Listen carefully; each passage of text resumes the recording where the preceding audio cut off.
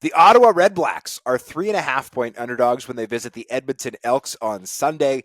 As of this recording, it's unclear if fourth-year passer Drew Brown will be available after suffering a head injury during the team's loss to Winnipeg last week. The Elks, meanwhile, are coming off a bye and are still looking to get in the win column for the first time at 0-4.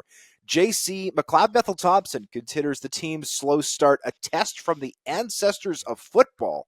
Do you think they can pass the test and get their first win of the season on Sunday? Well, they better. This isn't even a prediction. This isn't a pick from me. It's a pleading. It's a please get it done, because if it doesn't happen on 17 days of rest, it's never going to happen, Edmonton. This is your prime opportunity after that long bye week, the long week after, to go up against a team that's not sure who their starting quarterback is going to be and pull out a victory. If you can't get it done in those scenarios, then you make a mistake by letting Chris Jones survive the bye week. It has to happen now.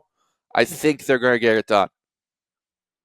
I'm with you, JC, and this might be the first time in CFL history that an 0-4 team has been favored by over a field goal, but I do think that they deserve to be the favorites here. I like what we've seen from the Ottawa Redblacks in terms of their physicality, but offensively, they looked entirely out of sorts this past week against the Winnipeg Blue Bombers. I like how they were able to run the ball with Reichwell Armstead, but they struggled to finish drives, and Drew Brown looked completely off the same page as his receivers this past week. So I am not bullish on their ability to put up points.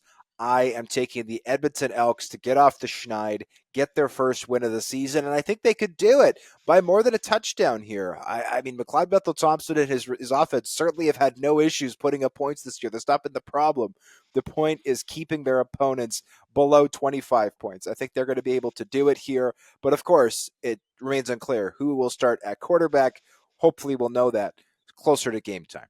Until then, enjoy this week's slate of games in the CFL, and please join us again next week for our picks straight up and against the spread in the Canadian Football League.